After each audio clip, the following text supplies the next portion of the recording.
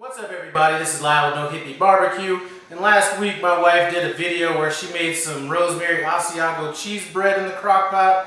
What I'm going to do is steal some elements from her recipe, and we're going to be making kind of a pizza inspired bread in a crock pot. Anyway, I'm going to be using a little bit more ingredients than hers. I'm not sure how this is going to turn out. This is going to be my first time making it. Anyway, let's take a look at these ingredients. I have 1 3/4 cups of water. I have 1 1/2 teaspoons of yeast, a 1/2 teaspoon of sugar, 2 teaspoons of salt, 3 cups of flour. I have 3 ounces of parmesan, romano shredded cheese. I have 1 1/2 tablespoons of Italian seasoning. I have 1 1/2 teaspoons of rosemary, 5 cloves of garlic. And then for our topping on this, we're going to be going with, I have some leftover Asiago cheese, so we're going to be going with about 3 1/2 ounces of that. We're also going to be using this pepperoni as a topping, and some basil that I'm going to pull off this little basil plant. Anyway, those are our ingredients. Who knows how it's going to turn out, but if it does turn out, it's going to be delicious. Anyway, first thing I need to do is add our water to a bowl. So we got that in. We're going to add our sugar and our yeast. And we're going to let that just chill out for about 5 minutes to bloom, is I guess what they call it. I'm not a baker, but that's what they said.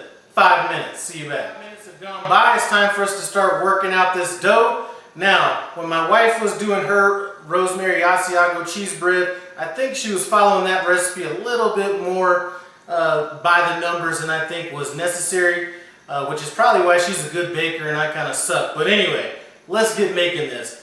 Now, we're going to go ahead and I'm pretty much just going to go ahead and add all the rest of our ingredients in. So we have our salt, our Italian seasoning, and our rosemary. I'm going to start off with, well, you know what, I'm going to add my garlic as well. And 1 cup of our sugar or flour just to start. We're just going to kind of mix it in, make sure it's wet. We're not wanting to over mix it.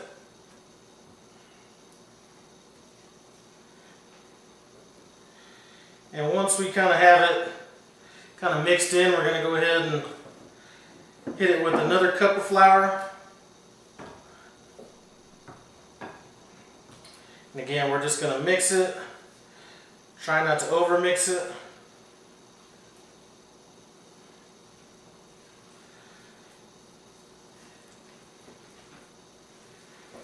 Alright, looks like that's in there. And we're going to go with the last of our flour. Now I am going to reserve maybe about a tablespoon and a half, so we can put it on our parchment paper later. But once we're done stirring this in and making sure that all the flour's been mixed in, what we're going to do is we're going to cover this. We're going to let it set for 2 hours, and it should double in size while it's sitting. So we'll see you back in 2 hours. One thing that slipped my mind when I was making this is we are going to go ahead and add our parmesan romano cheese to it. Mix that in. While this is sitting for 2 hours, I'm going to go ahead and shred up that other Asiago cheese, which is going to be part of our topping. So this dough has been chilling out in this bowl for a couple hours. We're going to go ahead and take it out. And it does look like it has doubled in size, so I'm happy about that because I was winging it a little bit earlier. So maybe this recipe might even be easier to follow than my wife's recipe. Let's go ahead and take it out. We're going to put it on this parchment paper. I have a little bit of flour that's on there, and then I'm going to go ahead and throw a little bit of flour on my hands as well, just to keep it from sticking as much when we pull it out. Wow, this is real sticky. Looks just like the the one my wife did, so I am happy about that. I'm trying to get it from the sides of the bowl. Alright, looks good to me. So we got that on our parchment paper. Now I'm going to go ahead and lift it in our crock pot.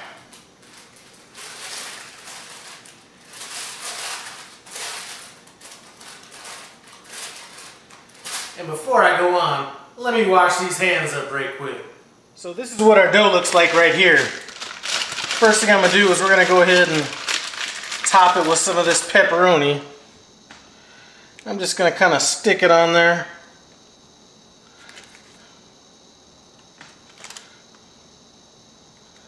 I don't think we're going to need too much pepperoni.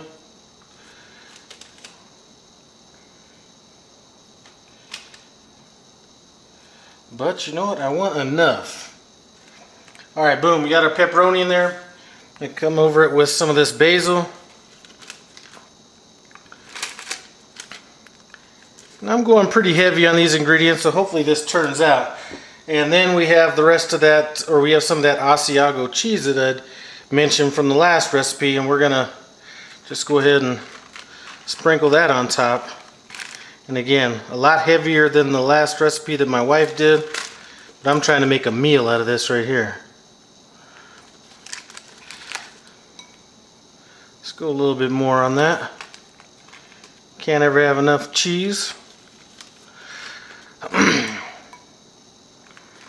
Alright, that looks enough for me. So now we're going to go ahead. You could either put this on high for 3 to 4 hours or low for 7 to 8 hours. What we're going to do is we're going to go ahead and we're going to go high on it, and we're going to go 3 to 4 hours. So this is a done deal. This has been in this crock pot for about 4 hours. We're going to go ahead and pull this bad boy out.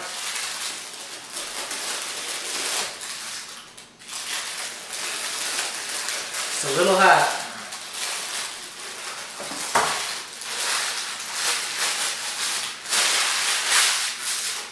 Alright, let's go ahead and set this aside. Now I have little homemade, just whipped up some marinara sauce. Let's go ahead and cut off some of this. I'm going to kind of go for a middle piece on this.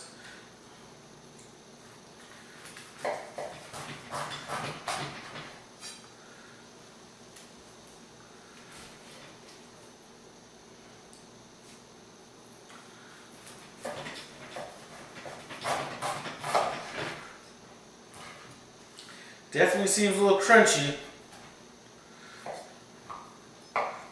And it is definitely still a little warm. Woo. Let's go ahead and taste it. Let's man up.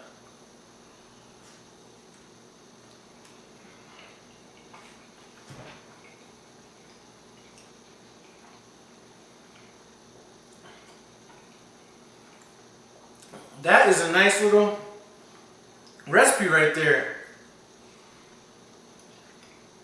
All the Italian flavors coming through. That basil, pepperoni. Anyway, this was a nice twist on my wife's recipe. Anyway, give this one a shot. I'm about to call everybody up here and have them get down on this too. Anyway, thanks for stopping by No Hippie Barbecue. I appreciate it.